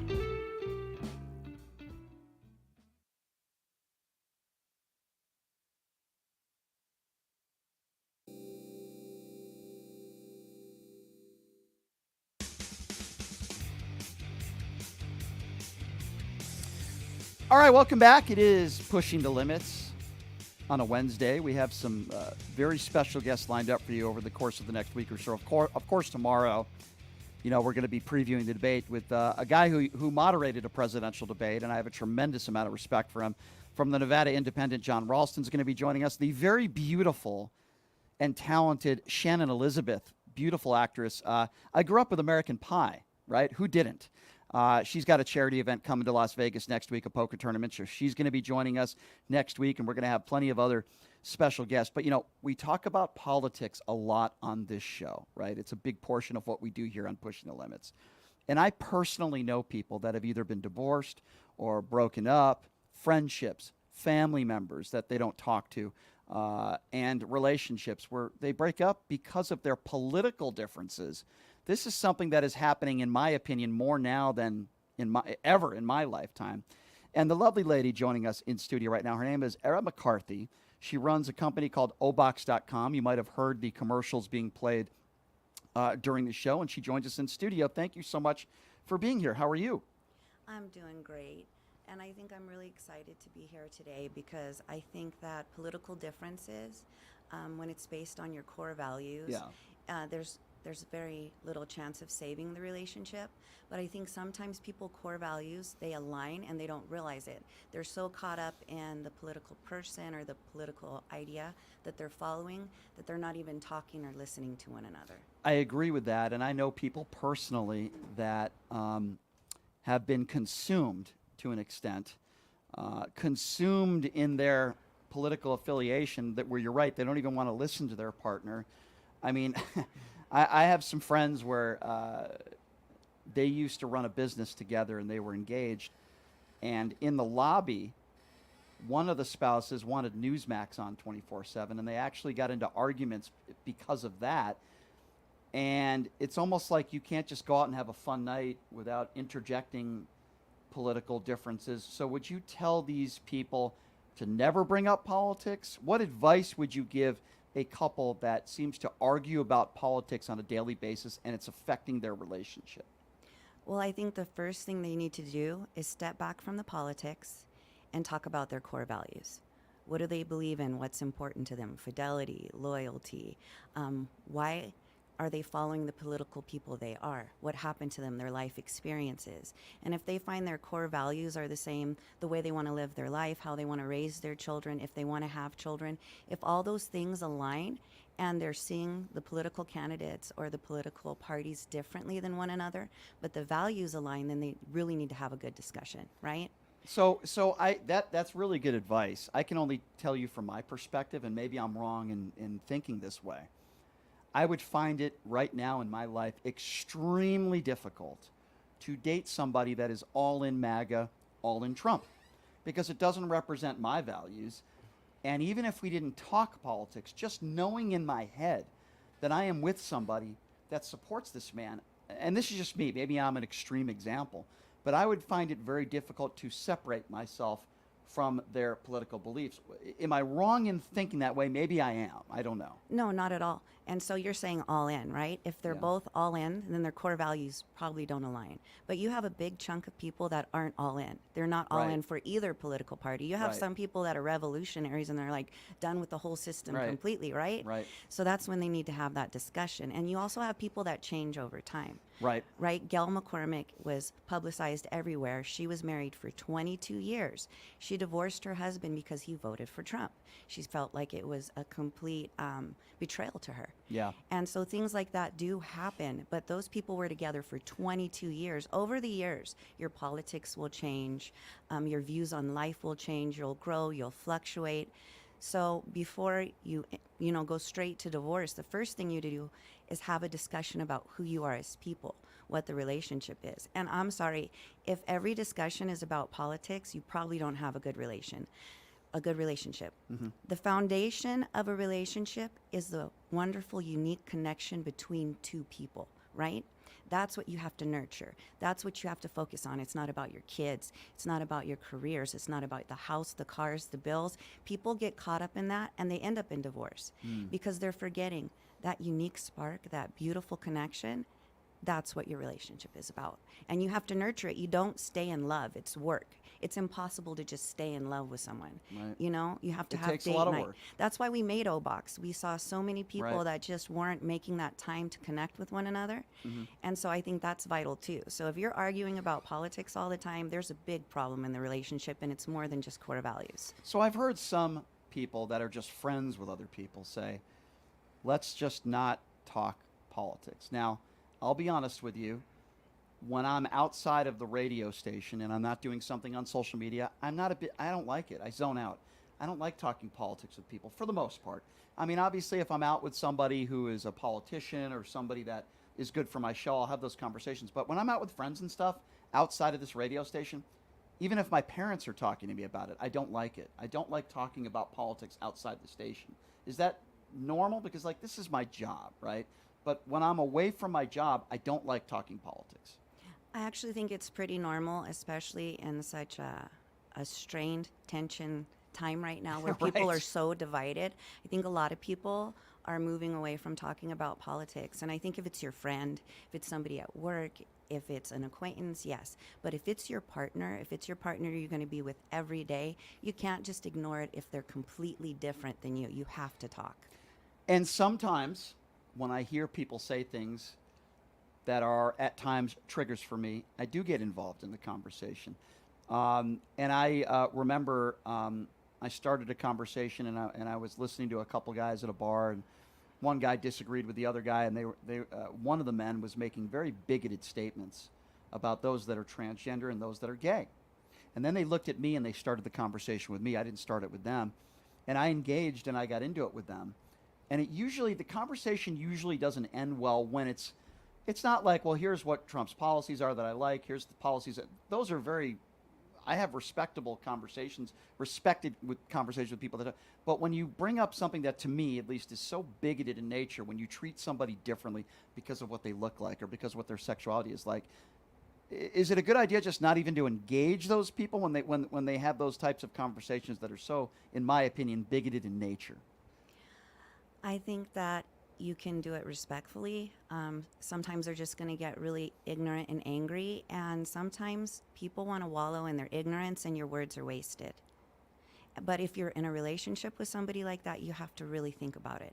Now, I've seen people where one of the people in the relationship doesn't agree with transgender, being gay, but they don't think there should be any laws against them. They don't Right. think they should be treated any differently. You just disagree with the lifestyle? Yes, Right. yes, but they're like, you live your life, I'll live mine, don't bother me, Yeah. I won't bother you. There's some people like that, especially if they're like fundamentally Catholic or Christian, but they're cool, they're nice to people, they don't want laws to hurt people.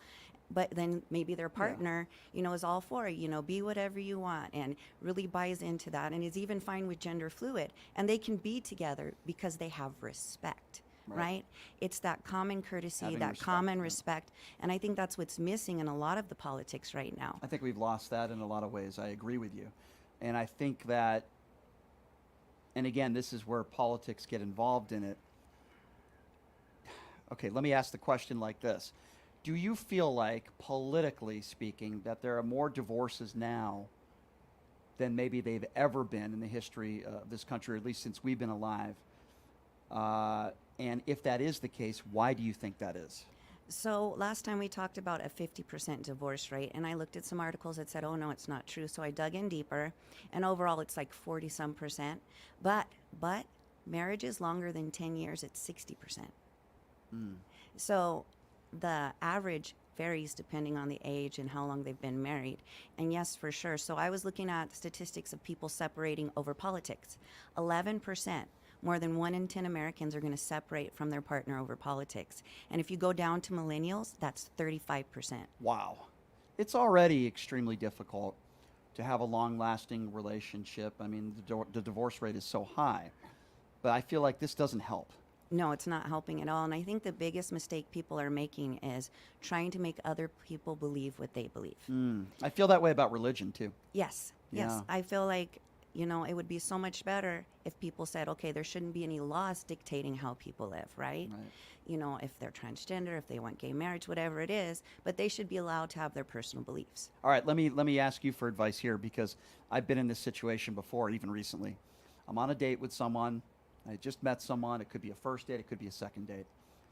We don't talk about politics, but then I can tell by some of the statements that are being made that they are a Trump supporter, and they say some disparaging things maybe about the other side, which I don't agree with. Do I say something? Do I not say something? Like, what do you do in that situation when you know the person you're sitting across from that you're trying to get to know is saying things that you vehemently disagree with when it comes to politics? Say why. Instead of immediately saying, oh, no, you're wrong, and this is why, say, why do you think that? What makes you believe that? What experience did you have? What did you read? And then you can get deeper into it, right? And then you can have a real discussion instead of a fight. I'm going to give you an example, and, Okay. and tell me what you think here. So I'm out to dinner a few weeks ago with someone, and she starts making a lot of disparaging comments about Dr. Fauci. And I'm like, oh no, here we go. In my head, I'm like, oh boy, psycho meter. But I'm respectful, and I did what you said. I said, why do you feel that way about Dr. Fauci? Why do you have so much anger towards him? He created COVID. He did this, he did that. And in my head, I'm like, is this person a crazy lunatic? Because everything she's saying is not true. And I'm like, where are you hearing that stuff from? And, it's everywhere. All you got to do is Google it. And I'm thinking to myself, okay, obviously this is not somebody that I want to go out with again.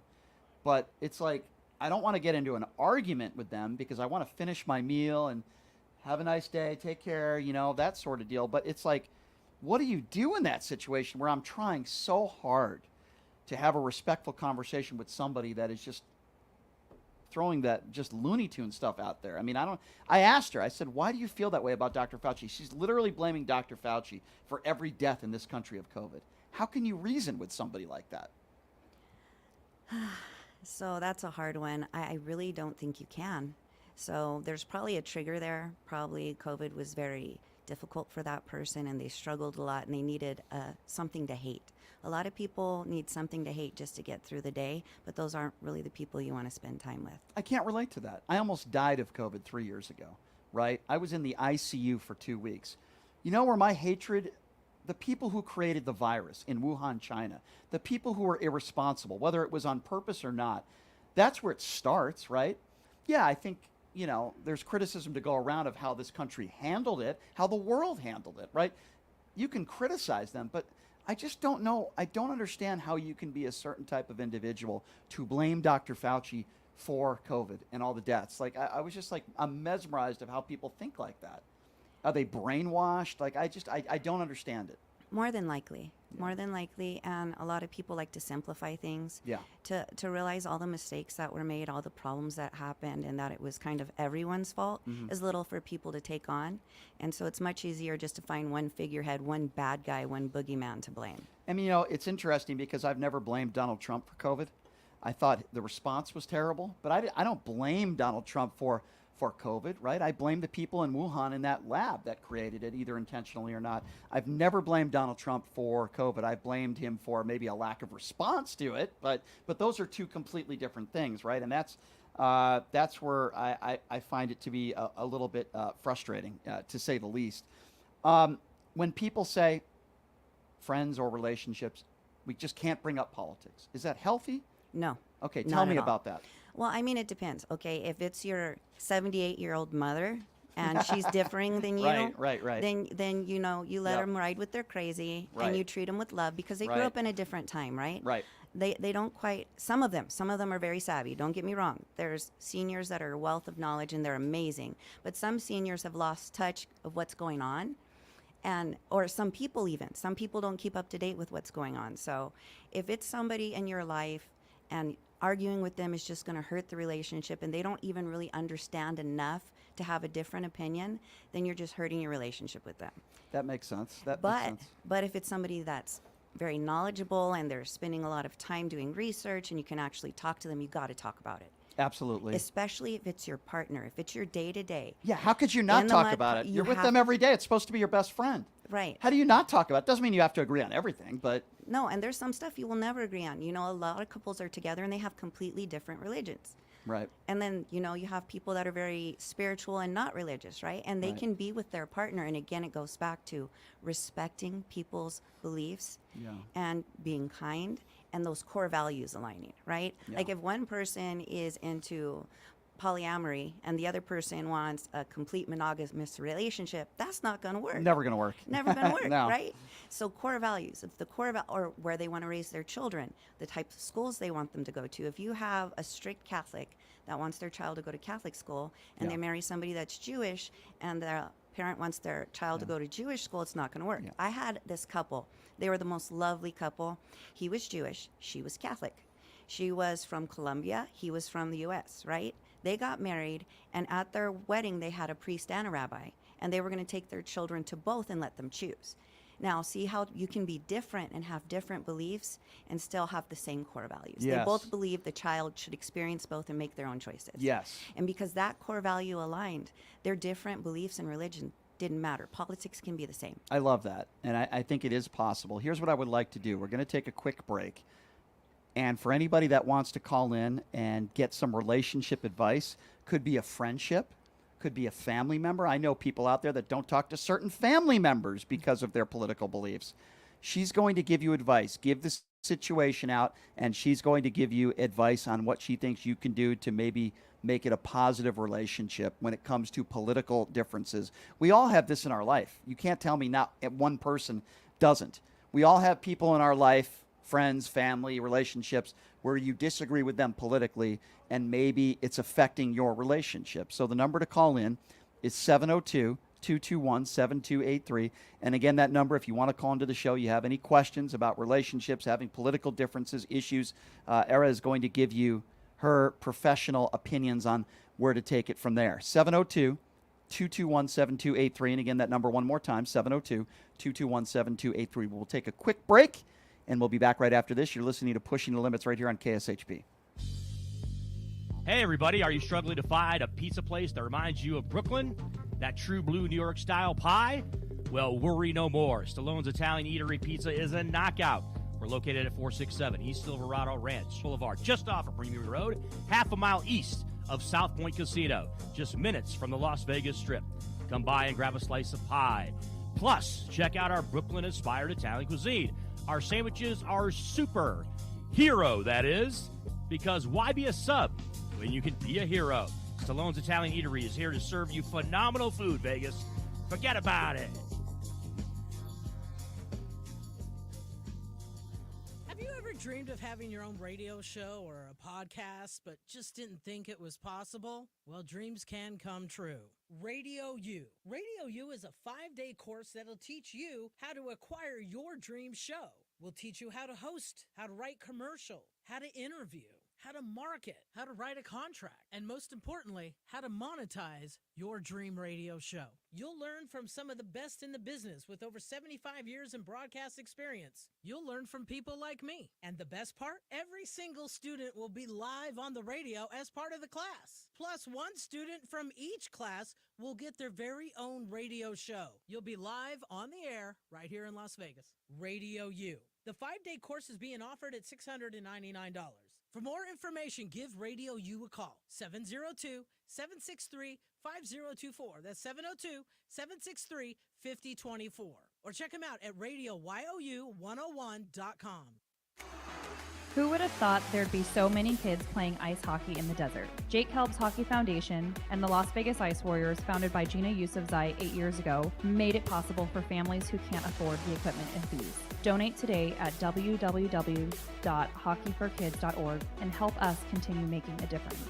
Join us in supporting Jake Helb's Hockey Foundation and the Las Vegas Ice Warriors, where every kid gets a shot at the starting line. Just a reminder, our website is www.hockeyforkids.org. Tired of the same old date night? Craving a deeper connection with your partner? O-Box is your escape into a world of romance and passion. Each month, discover a box filled with personalized surprises, exciting activities, and a love story written just for the two of you. Ignite desire, share laughter, and make memories that last a lifetime. Your O-Box journey accumulates into a beautiful love novel. Ready to write the first thrilling chapter? Let the O-Box adventure begin. Visit our website, obox.com. That's OBOXXX.com and get started.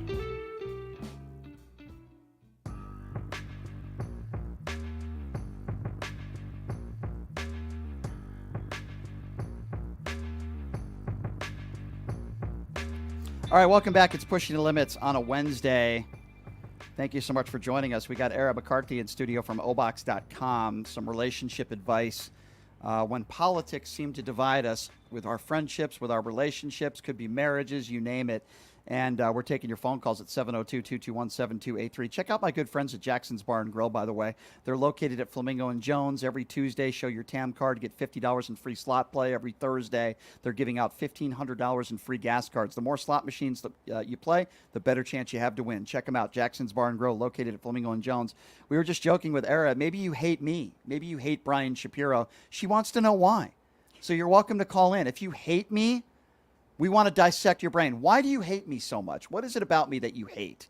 We're even taking those calls, 702-221-7283. But obviously, the majority of the calls we want to take here is relationship advice when it comes to having differences of opinions when it comes to politics. And we're going to start off with Marcia. Marcia, thank you for calling in. What's on your mind? Hello there. Can you hear me okay? Yes. Hi, Marcia. Thanks for calling in. Awesome. Thank you for the conversation. It's nice to hear you talking about this. Sure. Go ahead. You're on with Era. Yep. Thank you. So my marriage of 24 years ended in 2019. And it ended basically because my spouse became a mega supporter. And I was absolutely floored by the whole thing. How could he be like this? How could he turn to this person and think this was, after 24 years of marriage, I thought I knew this person and what they stood for and what they believed in. How could you go from, having the same values as me to being a MAGA supporter? How does that happen? Well, I think and there was just no respect for my beliefs. Basically, if I tried to talk to him about it, it was I was brainwashed and I'm stupid because of the way I believe. So I think that is the first huge red flag right there. The fact that your beliefs were stupid and you were brainwashed. And then it also feels like you felt very betrayed. I think that he could have become a MAGA supporter and still had the same values that you always had, but he was seeing it differently, right? I think that if he had been kinder to you and you guys had talked it out, you might have been able to really reason with him, find out what the experiences were that led him to believe this way. Like, why did he feel like he had to be part of that? What was missing for him, But the fact that he was so disrespectful to you like that, that's nearly impossible to overcome. That's not a difference of political views. That's a lack of respect. Yep, I agree. That's unfortunate. Do you guys still talk at all or no? We do. We do. Actually, we're pretty good friends. Well, that's good. I'm glad that you guys are still friends. I mean, that there's obviously, but I'm saddened to hear that was probably one of the main reasons why you guys broke up with one another. I have a lot of stories out there, friends of mine like yours, and it's sad. It's unfortunate. And we're not talking about a radio show, right? We're not talking about entertainment. We're not talking about banter. We're talking about human beings in relationships. It's very, very different. We're not talking about a show. And it's unfortunate that in those types of situations, I'm sure you guys have so much good things in common with one another that you couldn't overcome this one. It's sad, really. I have another question for you. Is there anything else over the course of the marriage that he acted that way about? Was he ever dismissive of your feelings or thoughts besides the whole political debate?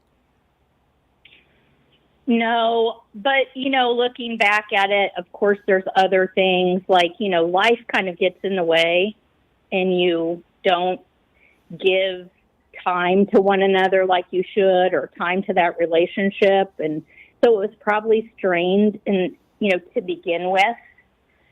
But the politics of it all, I mean, how do you go from voting for Obama to voting for Donald Trump? I mean, how does that happen? That's a good question. I don't know how that happens either, quite frankly. But you know what? Everyone out there has different reasons for doing what they do, and we're just at a point right now, and I've said this before, and I'll say it again, where I think in my lifetime we're more divided now politically than we've ever been in my lifetime, racially, politically. We're a very divided country right now. And again, this is going back to the political conversation, but I think if Donald Trump gets back into the White House, things ain't getting better anytime soon. That's just my personal opinion, and we probably agree on that one. We do. Yeah. Well, I'm sorry that happened to you. You sound like a lovely lady, and I'm sure you'll find somebody that maybe has more of those political core values that you have, and it sounds like that would probably be better for you. But I appreciate you. I appreciate you called. Do you have any other questions before we let you go? No. Great. Thank you very much. You guys have a great day. I appreciate it. Thank you so much. 702-221-7283 is the number to call. We are talking with Era McCarthy from obox.com and giving some relationship advice. Again, political differences are one of the big reasons today and why couples are splitting up, friendships, relationships. I know people that don't even talk to specific family members, right? I know a very famous musician who has a very famous brother. I'm not going to say who it is. And they don't talk anymore because of their political differences. And I can hear the sadness in his voice when he tells me this. And he's not alone, right? I mean, there's a lot of other people out there that are going through these same things. Politics are important. How you vote, what you believe in, it's important. It is. But it's one part of your life. I think if you let it define everything about yourself and all your relationships, you're going to find yourself very unfulfilled. I think that, if him and his brother really love one another and they have their family in common, they have a lot of history in common, they need to find that common ground. I think Marsha hit the nail right on the head when she said they were not making time for one another. The relationship was already strained, right? So if somebody's in heated political debates every time they speak, that's when they need to take a step back, like we were talking about earlier. Right. They need to take a step back and talk about some other things, right? It should be a portion of your conversation, and it shouldn't be the entire conversation every time you're speaking, unless, you're a politician and you're at a debate. If you're talking to your brother, your mother, even if you guys agree, you don't want it to consume your relationship. There's so many other beautiful things to enjoy. Yes, I agree 150%. I want to know a little bit more about your company, Obox. Did I say Botox? That's No. Botox. Maybe we can get Donald Trump some of that. But no, Obox.com, very different. Tell me a little bit about this company. Tell me a little bit about how you're doing the things, and it could be politics or any strain or reasons why relationships are not working out. What does your company do, Obox, to help people? So the number one reason relationships, especially marriages, romantic relationships, are not working out is because people don't make time for each other. When people get into a serious relationship, the first thing to go is date night and romantic rendezvous, right? That's the first thing thrown out the window. And the more the years go by, the more they focus on bills and the struggle and just trying to make a life together, that they forget their connection. So what we do at Obox is we have a subscription. You go and you fill out the form, you sign up, and we make you a date night. Some people are very romantic, so they're going to get a box with this beautiful love story, and they're going to make an art sculpture together, and they're going to read poetry. And other people are a little more wild, so maybe they'll have lingerie in their box. And it's completely dependent on the people and what they're interested in. But the best part is we make sure both partners are going to absolutely love the date night. Now, some people spend 6 hours on where are we going to go eat, what are we going to go do. Right. We'll write their whole date night, right? If you've been together 15 years and you're going to the same spot every weekend, we got you. We'll give you this romantic night full of all these things that you're both going to love that you've never thought of doing together. And we just launched Love Talk on the website. So we have all these fun groups. You make a profile, you can chat with me, you can chat with each other. We just really want to help people find that connection and that spark, because that is the foundation. How much does that cost? What are your price ranges? So O boxes, we have one from $69, and they go all the way up to $269, and they're a monthly subscription. So if you stay with us for a whole year, we compile all those monthly stories into a romance novel based on the two of you. I would imagine that must be pretty rewarding to hear from some of your clients and how you've sparked their relationships again. I'm sure you have plenty of stories to tell there, but how rewarding is that, knowing that, yeah, you have a business, but you're helping people in the process of doing so? I've done a lot of things in my life, and I've been blessed to do really cool things with wonderful people, and I will say this is the most wonderful thing I've ever done. Like just seeing people smile at each other and laugh and tell me how it was the best night they've ever had together, or how I really helped them find their spark again. Mm-hmm. There's nothing more rewarding than that. Yeah, I can imagine that. And, listen, let's be honest. There are businesses out there where they're just out to make money, and they know that they're not necessarily helping people in the process. And what you're doing is the opposite of that. You're helping people in the process. You're improving their relationships. And by the way, it doesn't even just have, it could be a girlfriend, it could be a fiance, it could be a marriage, right? It could be any of those things, correct? Yes, we have a lot of same-sex married couples. We even have polyamorous groups where there's more than one person. I know this is a little wild, but the whole idea of O-Box is it's whatever is going to keep you guys engaged together. We have a couple where it's not a couple, it's three of them, and they've been together for 10 years, and they love each other. So we just support people and help them with their connections. I love that. And Marielle on social media says it's really sad that a marriage has to end just for different political views and opinions. I completely 100% agree with this. Bob on social media also saying that, he was engaged to a woman and she was brainwashed in what she was believing. And because of that, he had to break up with her. I mean, it's so sad to hear these stories of these people. And listen, this is very private stuff. It's hurtful stuff. And a lot of people probably don't like bringing it up and talking about it. But it's happening every day. I talk to people every day. I know good people that have been separated because of their different. But maybe I'm wrong. I just didn't hear these stories when it came to Barack Obama. Going from George W. Bush to Barack Obama, when it came to Barack Obama versus Mitt Romney, when it came to Barack Obama versus John McCain, sure, there was some division there. There were differences of opinions, right? But I didn't feel like it was anywhere near the division of what we're facing now, and you can see that in relationships, right? Well, I think it's because the political message is being pushed differently from both sides. In the past, it was, I believe this, right, and I'm voting this way. Now it's, I believe this, I'm voting this way, and if you don't believe the same as me, you're stupid and I don't want to talk to you, right? That's the first mistake. When you don't agree with someone, whether you think they're brainwashed or not, if you have a good, authentic connection with them, the first thing to do is find out why. Like some people get wrapped up in manga and they get wrapped up in other things because they're looking for something. They don't feel like they're part of something. They want to be part of something where they feel like they're special and they fit in, right? And so if they're feeling like that, what's missing, what's going on? I think people aren't having dialogue anymore. It's just hate, hate, hate. Like I have my own family members, I won't name them, and they're very politically different. They can't speak to each other. I talk to both of them because, I'm me. But and it's so sad, I love both of them so much, but there's no way they're going to be together in any family event. Maybe I just need to stop calling people buffoons every day. Maybe I need to, I don't know. I don't know if I'll be able to stop that. Now, I wouldn't do that sitting across from somebody on a date, but I do that on the radio show from time to time. What do you think about that? I think that it's a stress reliever for you, and you feel like you buffoon. And Not some people, are wallowing in ignorance, and you have to deal with that. But if they're not, if they really believe something with all their heart and they think they're doing the right thing and they're a good person, the best thing you could do is really talk to them. Yes, I agree with you 150% on that. All right, so how do people check out your website? Where do they go if they want to sign up?